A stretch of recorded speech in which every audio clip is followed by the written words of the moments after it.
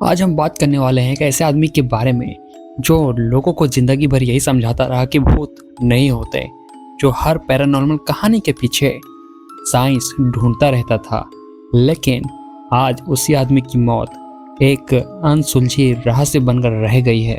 गौरव तिवारी, गौरव तिवारी, गौरव तिवारी, गौरव तिवारी, गौरव तिवारी, गौरव तिवारी, गौरव तिवारी, गौरव तिवारी, गौरव तिवारी, गौरव तिवारी। नमस्कार, मेरा नाम रेवरेंड गौरव तिवारी है। I established India's first paranormal organization called Indian Paranormal Society. Gaurav Tiwari India के सबसे famous paranormal investigator.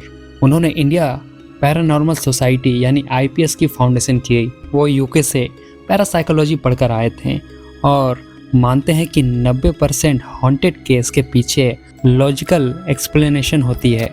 TV show जैसे फेयर फाइल्स और हंटेड नाइट ने उन्हें घर घर में फेमस कर दिया था। वो कोई तांत्रिक नहीं थे और ना ही कोई बाबा थे, वो बस साइंस की बातें करते थे। गौरव हमेशा कहते थे जहाँ डर होता है वहाँ लॉजिक काम करना बंद कर देता है। वो EMF मीटर, टेम्परेचर सेंसर और साइकोलॉजिकल एनालिसिस यूज़ करते थे। उन्होंने कई बार कहा पैरानॉर्मल एक्सपीरियंस ह्यूमन माइंड का खेल है और शायद इसी वजह से लोग उन्हें पसंद भी करते थे और कई लोग उनसे नफरत भी करते थे। 7 जुलाई 2016 द्वारका दिल्ली। सुबह एक शॉकिंग न्यूज़ आती है। अद्भुत, अकल्पनीय, अविश्वसनीय कहते हुए खुद को विज्ञान पर भरोसा करने वाला बताने वाले गौरव तिवारी की एक रहस्यमयी हालत में मौत हो गई है। गौरव तिवारी अपने घर के बाथरूम में डेड पाए जाते हैं। पुलिस के मुताबिक डेथ का कारण सुसाइड बाय हैंगिंग था। कोई फोर्स्ड एंट्री नहीं, कोई स्ट्रगल का निशान नहीं। पोस्टमार्टम के बाद केस को भी जल्दी ही क्लोज कर दिया गया। पर कहानी यही ख़त्म नहीं होती। लोगों के दिमाग में सवाल थे कि क्या गौरव डिप्रेशन में थे, कोई सुसाइड नोट क्यों नहीं था, या उन्होंने रिसेंट में कोई डेंजरस केस हैंडल किया था। कोई क्लियर रीज़न सामने नहीं आया और फिर इंटरनेट ने अपना काम शुरू किया। शायद उन्होंने कोई ऐसा केस सॉल्व किया जो शायद उन्हें नहीं करना चाहिए था।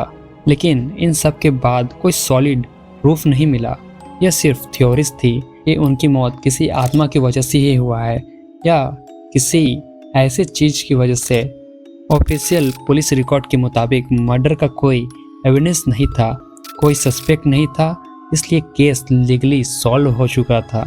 लॉ के लिए ये एक सुसाइड केस है और फाइल को फिर बंद कर दिया गया। एक आदमी जो कहता है भूत नहीं होते और उसी के नाम के साथ एक वर्ड जुड़ गया, मिस्ट्री। शायद सच बहुत सिंपल था या शायद हम कभी सच जान ही ना पाए। सवाल यह है कि आप क्या मानते हो कि वो एक सुसाइड था या फिर कुछ और। ये हमें कमेंट करके ज़रूर बताइए।